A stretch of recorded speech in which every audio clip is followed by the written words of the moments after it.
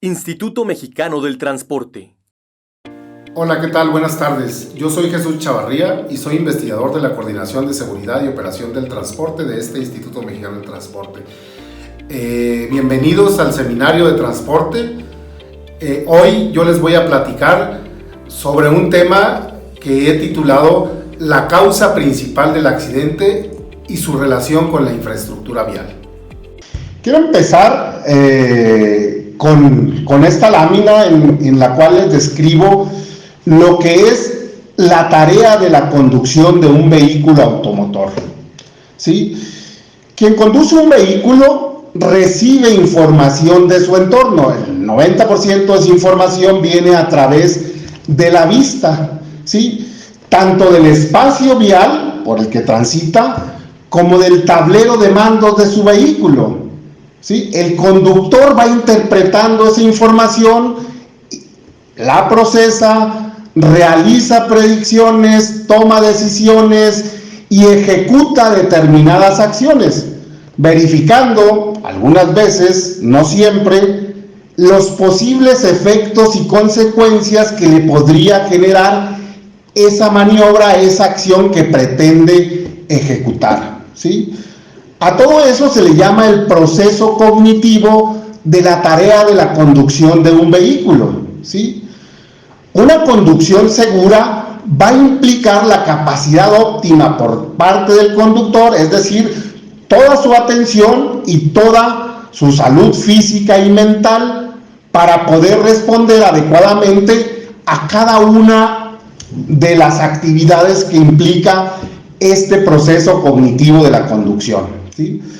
Por lo tanto, la infraestructura vial y el vehículo deben facilitarle las cosas para que eso suceda, para que el conductor pueda responder adecuadamente a todos los estímulos que está percibiendo en su entorno vial. ¿Sí?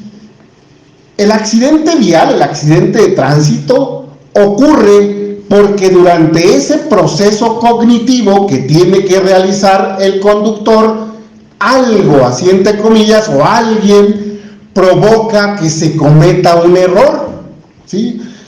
Ese algo puede ser atribuido al propio conductor, pero también el error puede ocurrir por fallas en la infraestructura o fallas en el vehículo. Quizás el conductor en ese proceso cognitivo lo ha hecho todo bien, con suficiente anticipación en tiempo, en espacio, todo perfecto. Cada una de esas tareas se han llevado adecuadamente, percibió adecuadamente el riesgo, lo interpretó perfectamente, tomó la mejor decisión, a lo mejor en este caso era frenar, ¿sí? Pisó el pedal de frenos con un tiempo de respuesta acorde a una persona con el nivel de activación alto, alerta, ¿sí? Pero resulta que las llantas del vehículo, como ustedes ven aquí, pues estaban lisas, ¿sí? Y entonces en lugar de detenerse en 20 metros, se tuvo que detener, o se detuvo en 50 metros o en 60 metros, o a lo mejor no es las llantas del vehículo, es la condición del estado del pavimento. Un pavimento llorado, un pavimento liso, pues va a incrementar la distancia de frenado, evidentemente, ¿sí? Tal vez el problema también haya sido la percepción, por ejemplo, un accidente en el que el conductor que invade un carril contrario de circulación en una situación de un tramo carretero en el que encontramos como la situación de esta foto que se ve aquí, ¿sí? Pues vean qué sigue, o sea, qué carril sigue. Esto cuando hay obras es muy común que se queden las líneas pintadas sobre el pavimento. Esto es de día, ¿sí? Imaginémoslo ahora de noche o con baja visibilidad, ¿no? Niebla, lluvia, el problema se complica, ¿no? Bueno, todos los manuales, la mayoría de los manuales de investigación de accidentes señalan que la definición de la causa principal del accidente es todo ese comportamiento, acto, acción, omisión condición o negligencia sin la cual el accidente no tiene lugar, ¿sí? Vamos a ver este video, por ejemplo.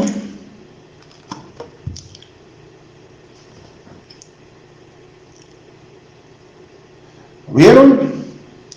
Ahí está. En un accidente como el que les acaban de ver ahí en el video, sí, pues un investigador podría plantear una hipótesis sobre la causa principal de ese accidente enfocada directamente al conductor del vehículo, ¿sí? Y le puede atribuir un sinnúmero de posibilidades como el exceso de velocidad, a lo mejor el sueño, el cansancio, la fatiga, una distracción, se le atravesó una vaca, un perro, algo, ¿no? Ahora, les explico más detalladamente con este video.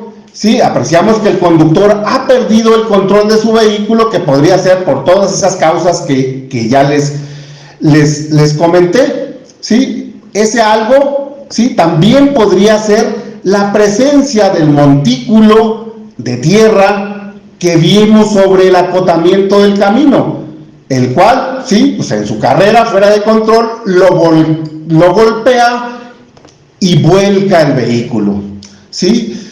Lo que esa definición nos dice es que para determinar la causa principal de este accidente tendríamos que eliminar, ¿sí?, del análisis el comportamiento, el acto, la omisión, la condición o la negligencia, y así estaríamos en posibilidad de evitar el accidente. Si el accidente no ocurre, ¿sí?, quitando lo que nosotros suponemos que da el origen, ¿sí?, entonces esa es la causa principal del accidente. En este caso concreto, si el conductor hubiera perdido el control del vehículo, pues evidentemente el accidente no ocurre.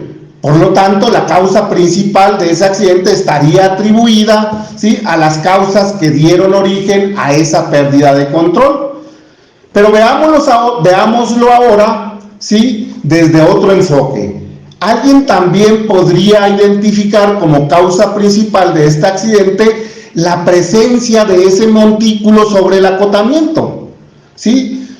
Si alguien se hubiera preocupado, de los operadores de la carretera, por quitar ese montículo, a lo mejor tiraron un riego de sello, ¿sí?, barrieron el material, lo acamellonaron o lo juntaron en el acotamiento y ahí se quedó, ¿sí?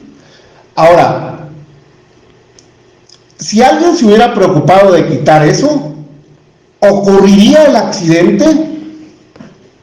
¿Sí? Si la respuesta es no, no ocurre el accidente. A lo mejor el vehículo, el conductor, si no hubiese estado ese montículo, logra controlar el vehículo y no ocurre el accidente. Entonces, pues, la presencia de ese montículo también podría estar considerada como causa principal del accidente. Ese es un enfoque multicausal, ¿no? Valorar todos los elementos que hay en el sitio del accidente. Ahora, la investigación de un hecho de tránsito terrestre pues está dirigida a determinar primeramente las causas que dieron origen. Lo que nos va a poder proponer, ¿sí?, nos va a poder permitir proponer medidas de mejora en cualquiera de los tres elementos, ¿sí?, que conforman el tránsito: el vehículo, el conductor o la carretera, ¿sí? Nos va a permitir proponer nuevas normas, modificar normas, ¿sí?, mejorar normas que regulan el tránsito o de los vehículos o del conductor, pero también nos va a permitir fincar responsabilidades, culpabilizar a alguien y exigir responsabilidad civil, incluso penal, ¿no?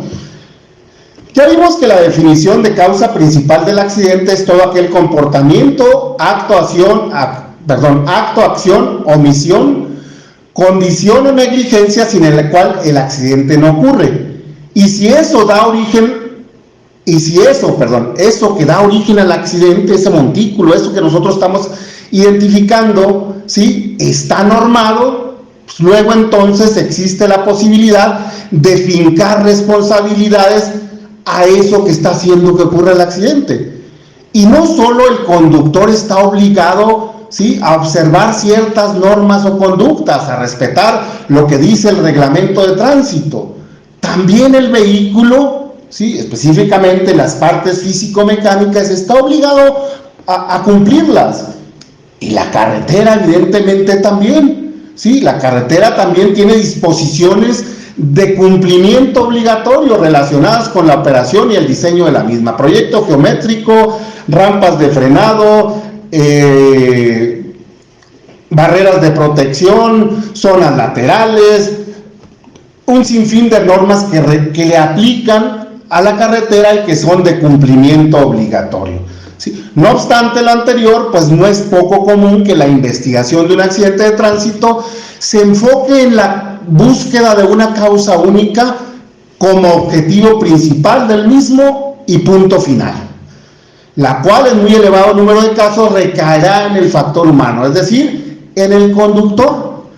Es el eslabón más débil de la cadena, y si el conductor ha fallecido, pues peor aún, ¿no? Porque ya no tiene manera de defenderse, aunque muchas veces pues el problema se hereda a sus deudos, ¿sí? Quienes además de enfrentar la pérdida de un ser querido, pues tendrán que enfrentar también los efectos legales y económicos que el hecho de tránsito le derive. Con un enfoque de este tipo, de causa única, además se incide en un efecto túnel, ¿sí? Es decir, la investigación se orienta hacia la luz que puede proporcionar esa causa, dejando en el camino el análisis de toda una serie de datos importantes de cara al resultado final del hecho de tránsito. ¿Sí?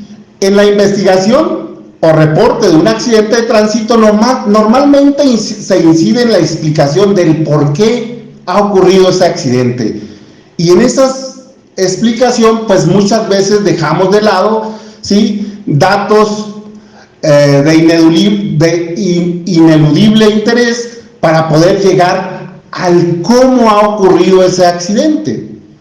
No basta con demostrar el porqué del siniestro vial, también tenemos que considerar el cómo de su ocurrencia, ¿no? Y para ello, pues nada mejor que lograr determinar la interacción, pues, de los tres elementos que conforman el tránsito en la búsqueda de las causas del mismo, ¿sí? En este punto, los elementos asociados a la infraestructura carretera, tales como los dispositivos para el control y protección del tránsito, el señalamiento vial, tanto el horizontal como el vertical, la sección transversal, las zonas laterales, el estado del pavimento, incluso los parámetros de diseño del camino, pues son la clave, ¿sí?, en la investigación y reconstrucción de ese hecho de tránsito terrestre. Y participa el camino en mucha mayor medida de lo que suelen indicar las estadísticas existentes. La magnitud del reto que presenta la investigación de un accidente o de un hecho de tránsito terrestre no es y no debe ser pretexto para instituir reglas fáciles, ¿no? Reglas generales de dudosa representatividad, ¿no? Un extremo de ese supuesto pues sería el que pega paga, ¿no? Como bien saben los especialistas en investigación de hechos de tránsito, hay muchas ocasiones que el verdadero culpable no necesariamente es el conductor, ¿sí? Cuando frena bruscamente, se detiene de manera intempestiva, cuando invade un carril contrario de circulación o un cuerpo contrario de circulación, cuando realiza alguna maniobra indebida o cuando cae dentro de una obra de drenaje al lado del camino, ¿sí? Sino que las causas se encuentran en la interacción de esos tres elementos que conforman el sistema de tránsito que ya todos conocemos, ¿no? Por supuesto que el conductor debe asumir los costos correspondientes y, como producto de su conducta irresponsable, de su propia impericia, de su ignorancia o de su distracción, provoca un accidente, ¿sí? Sin embargo, también debemos demostrar fehacientemente su culpabilidad, aunque haya sido él el que haya dado el golpe, ¿no? Nuestra realidad cotidiana nos demuestra que no siempre sucede así y que muchas veces el verdadero culpable, hablando de los otros dos actores en la dinámica de un accidente, el del vehículo y de la carretera o de la infraestructura vial, puede ser injustamente exonerado e incluso pasar totalmente desapercibido y en algunos casos hasta compensado con la reparación de un daño, ¿no? Por ejemplo, vamos a pensar en la responsabilidad del siniestro vial que se muestra en la fotografía que les presento en esta diapositiva, ¿sí? Donde un tráiler en una carretera dividida en la que no existe barrera central y la mediana es muy pequeña, si lo pueden ver ustedes ahí, quizás sean 2 metros, ¿sí? A pesar de esas características y que está prácticamente a nivel y no existe la barrera, pues el tráiler se ha saltado la mediana e invade el cuerpo contrario de circulación y, como lo dice el pie de foto, ¿sí?, aplasta a una familia que circulaba en un coche en sentido contrario. No existe la intención de polemizar sobre la validez de ciertas prácticas o métodos que se puedan estar aplicando, ¿no?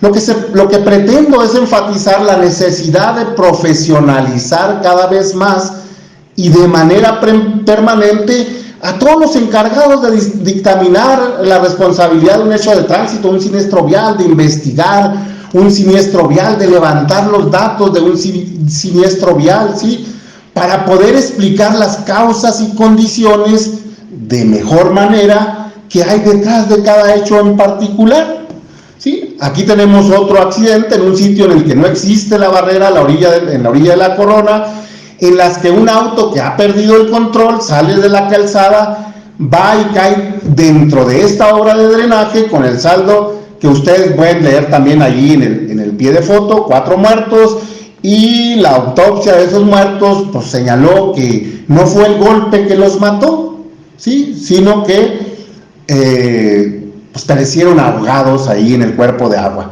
En este sentido, nosotros en la Coordinación de Seguridad y Operación del Transporte creemos que es especialmente importante que quienes se encargan o participan en la investigación de un siniestro vial cuenten con las mejores bases para diagnosticar las verdaderas causas del problema.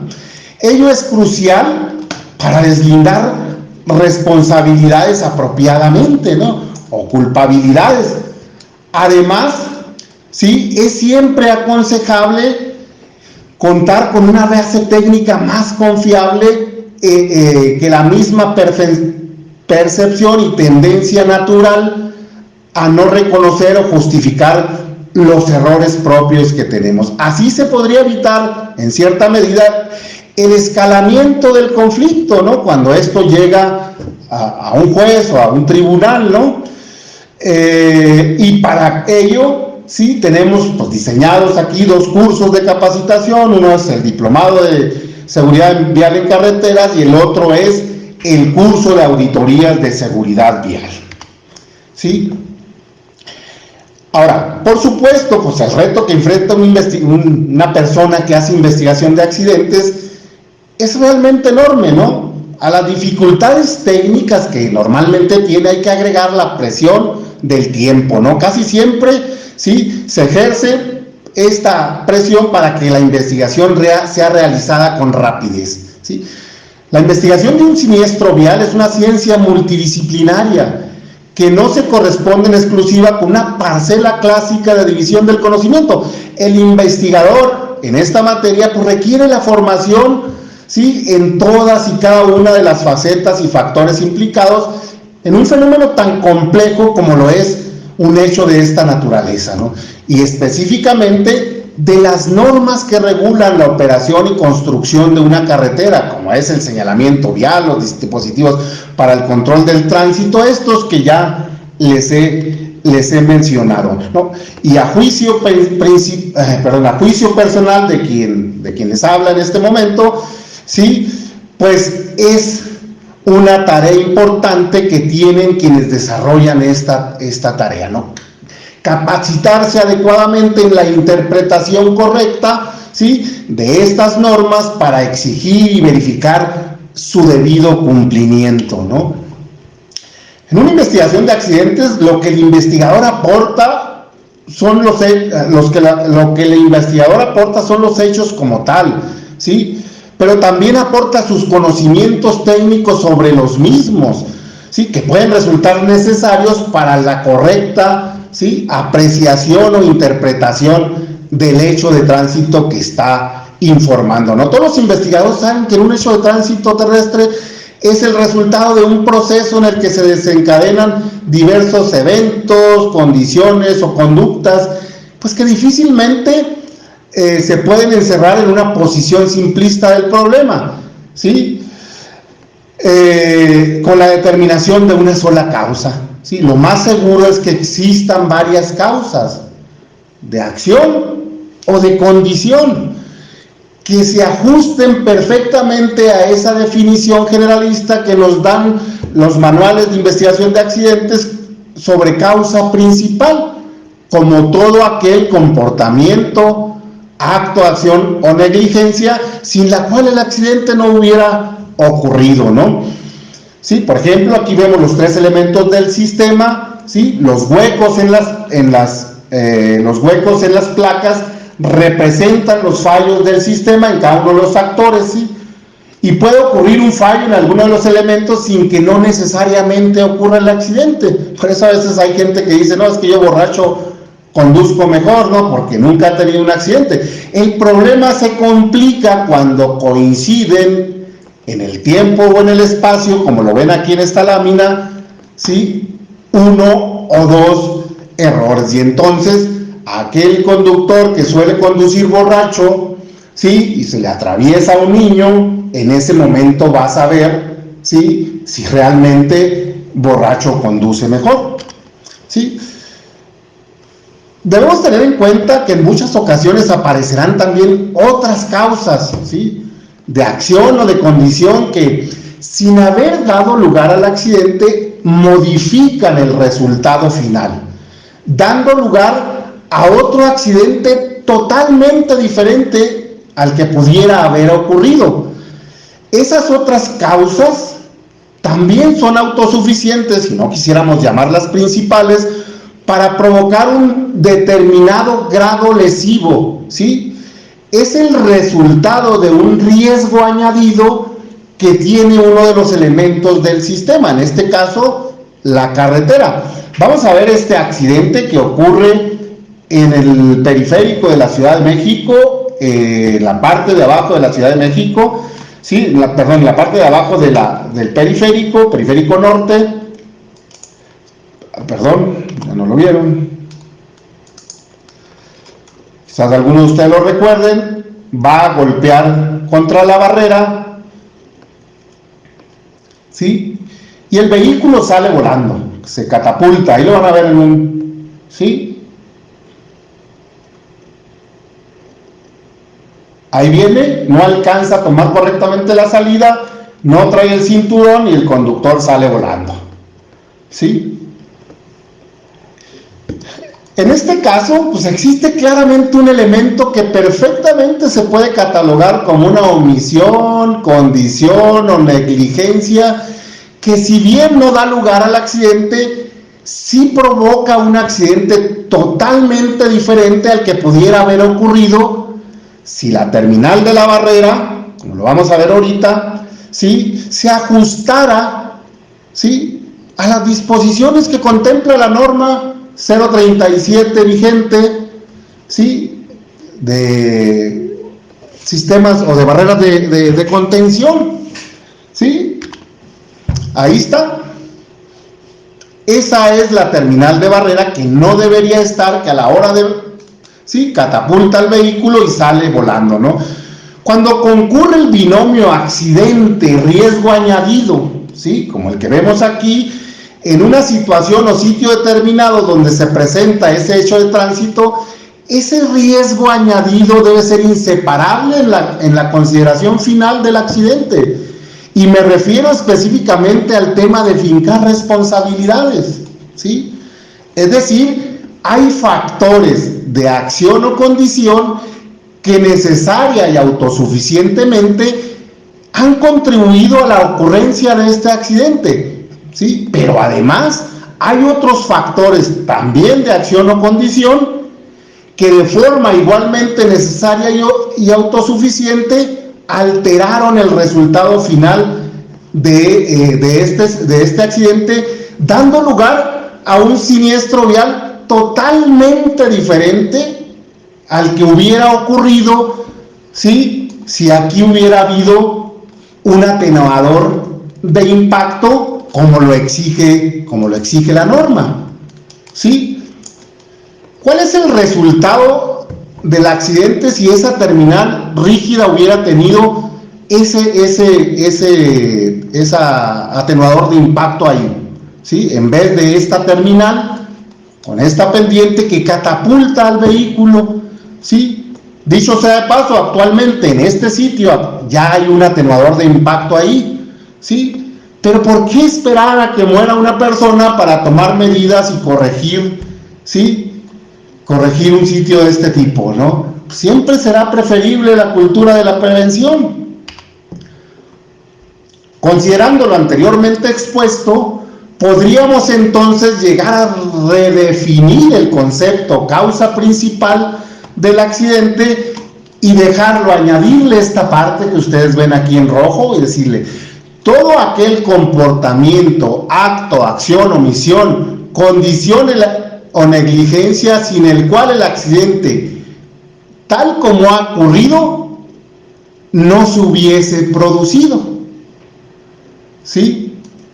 Vamos a ver ahora este otro accidente en el que un vehículo invade el cuerpo contrario de circulación en una carretera dividida, así entre comillas, ¿sí?, por un cordón. Está dividida por un cordón de 20 o 30 centímetros de ancho, de altura, ¿sí?, que para lo único que sirve, como en el caso que les acabo de mostrar en el video anterior, pues es también para catapultar al vehículo y impactarlo con otro que viene en el cuerpo contrario.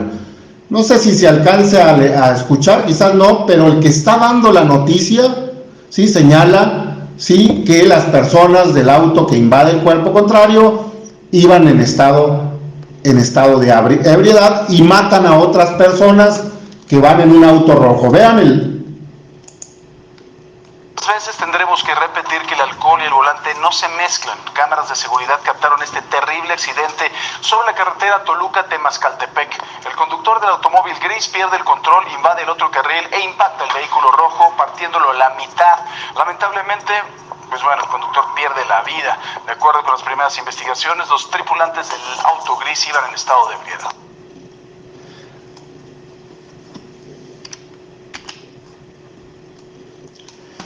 Bueno, lo mismo ocurre con los accidentes de las fotografías que ahorita se ven en pantalla y que ya les había mostrado algunas diapositivas antes, ¿no? En estos dos casos particulares, como muchos otros, pues la causa principal bien podría estar relacionada con la pérdida de control del vehículo, ¿sí? Por muy diversas causas, las que ustedes quieran: exceso de velocidad, se quedó dormido, iba borracho, iba en el celular, ¿sí? Iba distraído, hubo una falla mecánica, ¿no? Sin embargo, pues es evidente que los resultados hubiesen sido muy distintos, hubiera sido otro accidente totalmente diferente, ¿sí? Y me refiero a la forma y a la magnitud de los hechos, de haber existido una barrera de protección en los términos y condiciones en que lo señala la norma oficial mexicana, la norma 037 SST2, ¿sí? La anterior, bueno, todavía vigente, porque la nueva, la 2020, como bien nos explicó Héctor hace un par de semanas, pues está a punto de entrar esta nueva norma, ¿no? Más concreto, por ejemplo, en el caso de la fotografía, ¿sí?, esta de la parte superior, esta de acá, ¿sí?, independientemente de que existiera una conducta irresponsable por parte del conductor del tráiler, si es que hubiese incurrido en alguna negligencia que le fuera imputable y que diera origen al accidente, ¿de quién es la responsabilidad de los muertos del vehículo particular? ¿Del conductor del tráiler? ¿Sí? De haber existido la barrera en la mediana con el nivel de contención requerido conforme a los niveles y composición del tránsito que hay en esta carretera, las velocidades de operación, el tipo de carretera, todo lo que nos señala la norma, que además atendiera la necesidad de instalación de la misma en función de ese ancho de la mediana que vemos ahí, o de la pendiente del talud, ¿sí? Que estuviera instalada correctamente, como lo señala la norma. ¿Hubiese sido el mismo accidente? Pues evidentemente no, ¿sí? Una barrera de contención hubiera evitado que el camión de carga invadiera el cuerpo de circulación. Por eso mi pregunta, ¿sí?, ¿de quién es la responsabilidad de los muertos? ¿Sí? Quiero suponer que en México, como en muchas partes del mundo, se sigue definiendo la causa principal de entre todas las que intervienen en un accidente como aquella sin la cual el accidente no habría tenido lugar, y que en muchas ocasiones pues se desprecia el resto de los factores que impiden que el accidente no ocurra o que agravan las consecuencias del mismo. O sea, no contempla esa parte que les comentaba, diapositivas anteriores, que han dado lugar a un hecho totalmente diferente, ¿sí? De ahí la importancia de que los profesionistas que se dedican a la investigación de un hecho de tránsito terrestre pues tengan conocimientos sólidos sobre la influencia de los elementos físicos, geométricos y operativos de las vialidades, en lo que es la dinámica del accidente, en lo que es sus consecuencias, así como también de los dispositivos para el control y protección del tránsito, específicamente pues estándares de diseño y parámetros normados en las regulaciones de cumplimiento obligatorio. Una norma oficial mexicana es una regulación de cumplimiento obligatorio, ¿sí? Si el investigador, además de lograr averiguar las causas que dan origen al hecho de tránsito, consigue explicar la relación que guardan ciertas características o atributos, no solo del conductor del vehículo, sino también de la infraestructura en la ocurrencia y la severidad del accidente, pues estará en mejor camino para conseguir llegar a la verdad con mayor aproximación del cómo y el por qué se ha producido el accidente, sobre lo que da origen y lo que agrava también al accidente, ¿no? En esta diapositiva que ustedes están viendo, resalto con rojo el tema de los sistemas de contención, porque como lo habrán venido notando, las fotos que les he mostrado de los accidentes, pues tienen que ver con accidentes donde se ve involucrado el tema de las barreras, ¿no? Juegan un papel súper importante, si no en la ocurrencia, sí en las consecuencias del hecho. En algunos casos la presencia de estos elementos tiene una relación directa con la gravedad del accidente, o como lo es por ejemplo en la imagen que ustedes ven aquí en esta fotografía, ¿sí?, donde la ausencia de un sistema de contención que tendría que estar por norma presente ahí y no lo está, ¿sí?, pues ha permitido que ahí muera una persona en este accidente, que cae en la cuneta, se impacta contra un árbol, ¿sí? Evidentemente, si hubiese existido la barrera en los términos que señala la norma, el accidente hubiese sido otro, ¿no? Ahora, pues, ¿qué debemos hacer entonces para garantizar y supervisar que los sistemas de contención instalados cumplan con las características de diseño?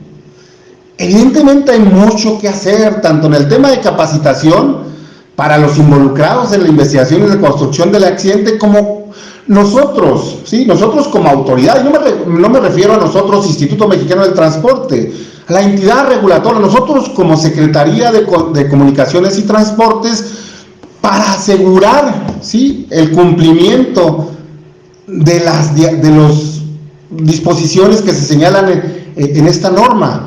¿Qué debemos hacer para garantizar que un sistema de contención no se convierta en un riesgo añadido para los conductores, ¿sí?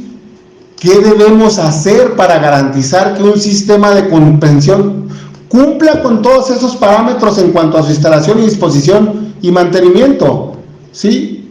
Héctor Bonilla hace un par de semanas nos explicaba muy bien, una excelente presentación, ¿sí?, de la nueva norma la versión 2020, ¿sí?, que ya no solo es a carreteras, también es a vialidades urbanas.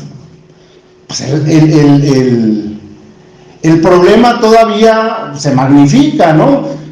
Si vemos, o sea, no es necesario ser un experto o recorrer las carreteras pues, para ver una serie de deficiencias o situaciones que se debieran mejorar en cuanto al uso de las barreras, ¿no? Sí, bueno, pues todo eso que se planteaba en las cuestiones anteriores, pues lo tendría que especificar la norma oficial mexicana, y para ello, pues el cuerpo de la norma contempla un apartado que se llama evaluación de la conformidad, ¿sí? En ese apartado, lo que es la evaluación de la conformidad, es que el ente regulador tiene que señalar quién, cómo y con qué va a hacer cumplir esta norma, ¿sí? Este es lo que señala el proyecto de 2020, o ya la norma que está próxima a entrar sobre el procedimiento de evaluación de la conformidad.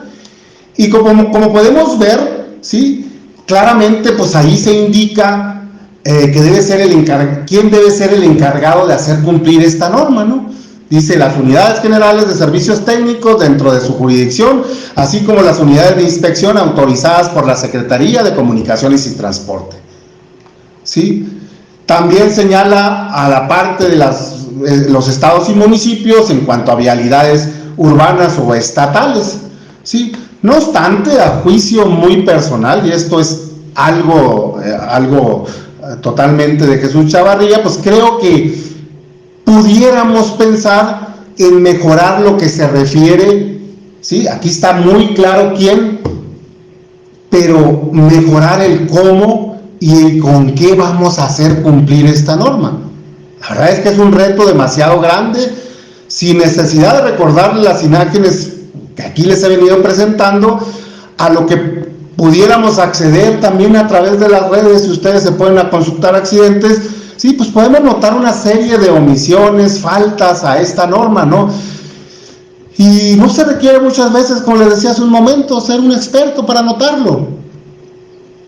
Y ahora con la versión 2020 que está por entrar en vigor, que incluye no solo a carreteras federales, sino también a todas las vialidades urbanas, ¿sí?, pues el reto todavía es mucho mayor, ¿sí?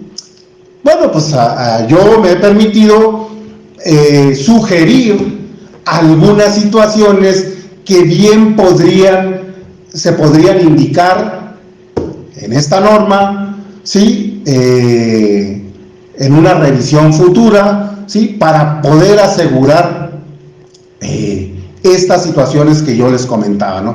Para que los sistemas de contención desarrollen el comportamiento para el que fueron diseñados, pues es imprescindible cuidar los siguientes aspectos: características de diseño, características de disposición, características de instalación y su estado de conservación, ¿sí?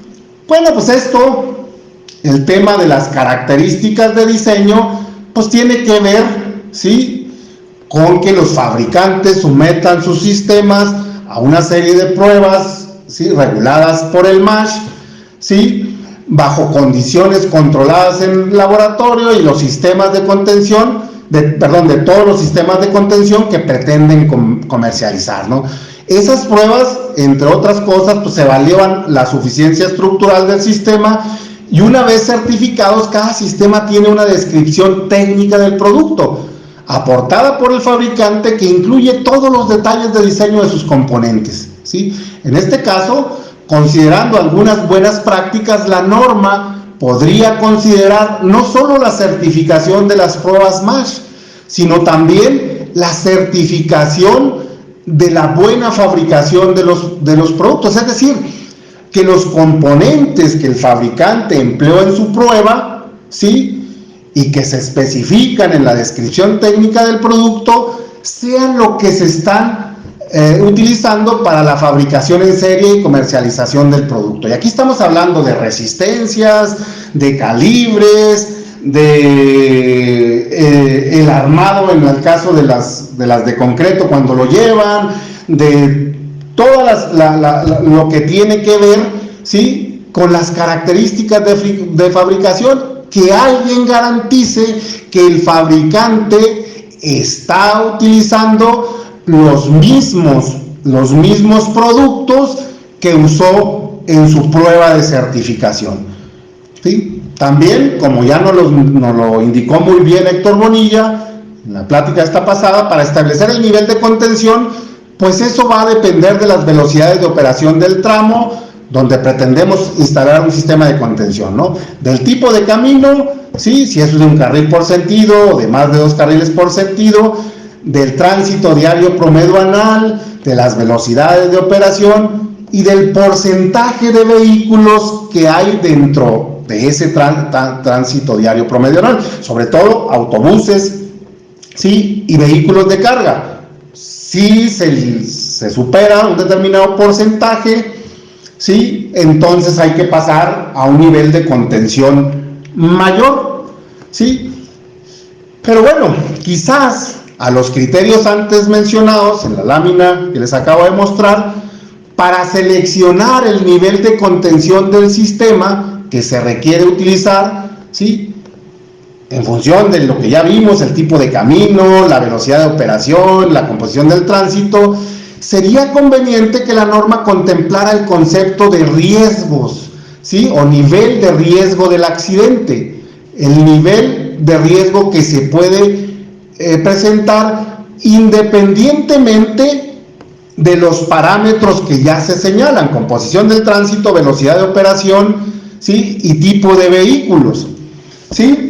Hay situaciones, pues, que aunque sea un vehículo o solo vehículos pequeños, vehículos particulares, autos, ¿sí?, hay situaciones que, si bien en términos de ese tipo de vehículo no se requiere mayor nivel de contención, determinadas situaciones sí lo requerirían, ¿sí? En términos generales, el riesgo de accidente grave o muy grave debe contemplarse en cualquier tipo de carretera y velocidad de proyecto, pues cuando se presenten, por ejemplo, el paso sobre una vía férrea, cuando la vía del ferrocarril va al lado de la carretera, ¿sí?, en viaductos, en cruces a desnivel por arriba. Recordamos un accidente aquí en el cruce de la autopista con la carretera esta 400, en la que un tráiler cayó del segundo nivel y aplastó a un vehículo abajo porque el parapeto del puente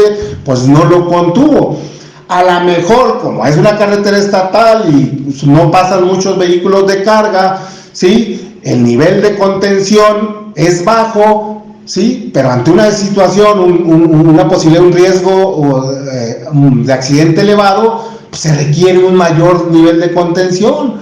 O el paso por un río, por un lago, ¿sí?, zonas habitadas, cuando almacenamos por ahí cerca en una carretera que va arriba y hay materiales peligrosos, o hay algunas cosas, mobiliario, casas, algo, ¿sí?, pues entonces también que la norma contemple la posibilidad de ese riesgo añadido, ¿no? Y eleve no solo en función del tránsito o de la composición del tránsito el nivel de contención de la barrera, ¿sí? Ahora bien, el comportamiento de un sistema de contención de vehículos, además del nivel de contención, está caracterizado por el desplazamiento transversal que alcanza el dispositivo durante el impacto.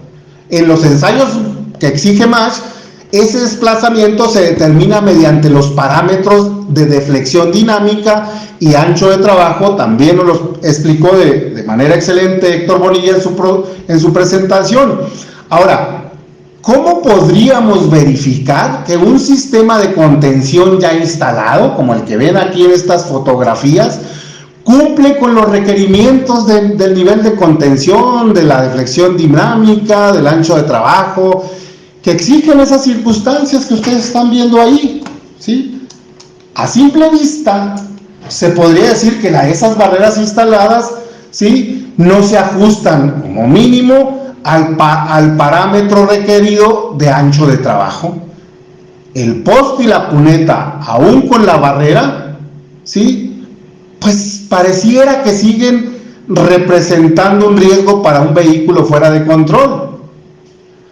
Pero es un pareciera, es subjetivo, ¿sí? La persona que está investigando accidentes, la persona que está proponiendo medidas, ¿cómo se asegura de que no, si cumple eso que está ahí? La deflexión máxima que tiene ahí son 10 centímetros, el ancho de trabajo son 15 centímetros, y el poste, aunque le pegue un vehículo ahí, no se va a impactar el vehículo contra el poste, ni va a llegar a la cuneta, ¿sí? Bueno, algunas buenas prácticas, sobre todo en Europa, ¿sí?, para contemplar eso, ¿sí?, lo que les acabo de mostrar en la diapositiva anterior, ¿sí?, contemplan el marcado de los sistemas de contención, que bien podría incluirse en la norma actual. El marcado de los sistemas nos permitirá conocer el nivel de contención, con que yo vaya y vea, ¿sí?, el marcado que tiene el elemento, ¿sí?, la deflexión dinámica, el ancho de trabajo, ¿sí?, para el cual está diseñado ese sistema, ¿sí?, y que se hace referencia a parámetros adicionales. Aquí está la imagen, ¿sí?, que ustedes ven en la diapositiva, espero que sí la alcancen a ver, es el marcado que exigen las normas europeas. Vean cómo el comportamiento ante el impacto, aquí está el tipo de barrera, ¿sí?, la norma que cumple, en este caso, bueno, es una norma europea, a lo mejor acá tendría que cumplir con las normas de Estados Unidos, pero ahí está el nivel de contención. Esto es para normas europeas, en la norma americana y la nuestra es diferente, ¿sí? La severidad del impacto también la clasifican, el ancho de trabajo, ahí está, para un sistema, para otro, ¿sí? Y bueno, así lo hace, ¿no?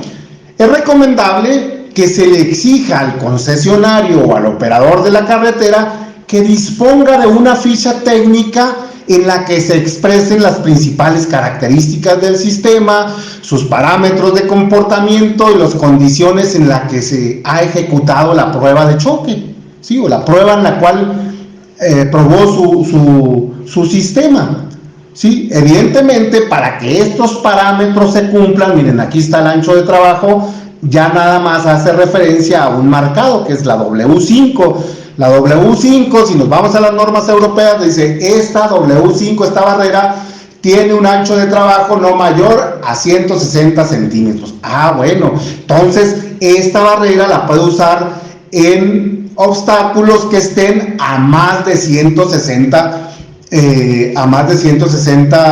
centímetros de la orilla de la calzada, ¿no?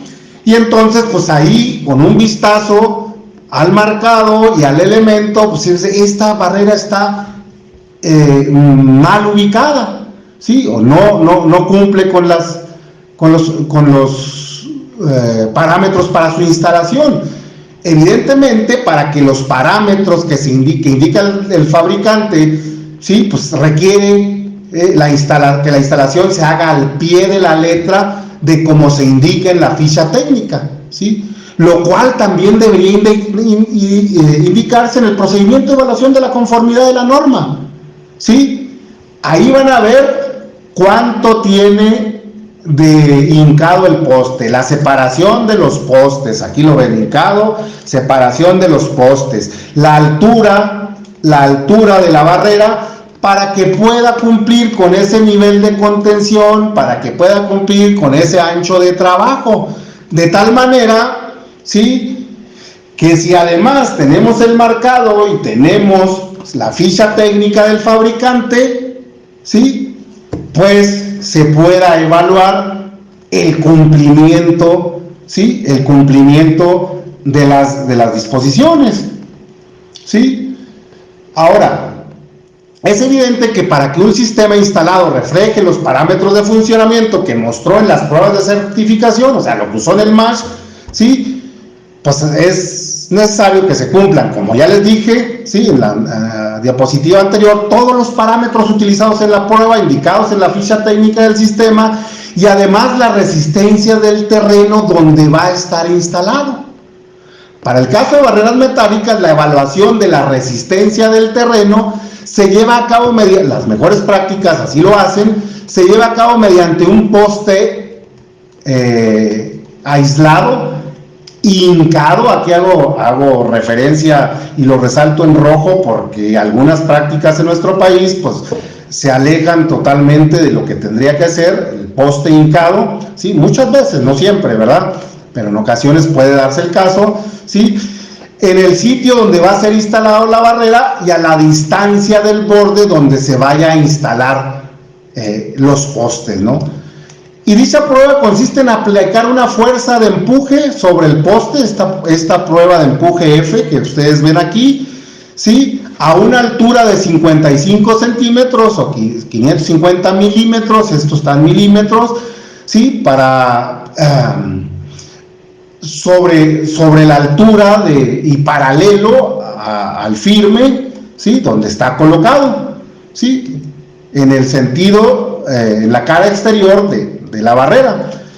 Esta longitud de hincado del poste debe ser igual o mayor, ¿sí?, a 1300 milímetros para postes de 2 metros de alto, ¿sí?, y para postes de 1.50 la altura de hincado, esta que tiene que ser mayor a 800 milímetros. Además, la maquinaria para el hincado de los postes debe ser capaz de alcanzar la profundidad de hincado, esto que marcamos aquí, ¿sí?, sin que se presente una deformación del poste.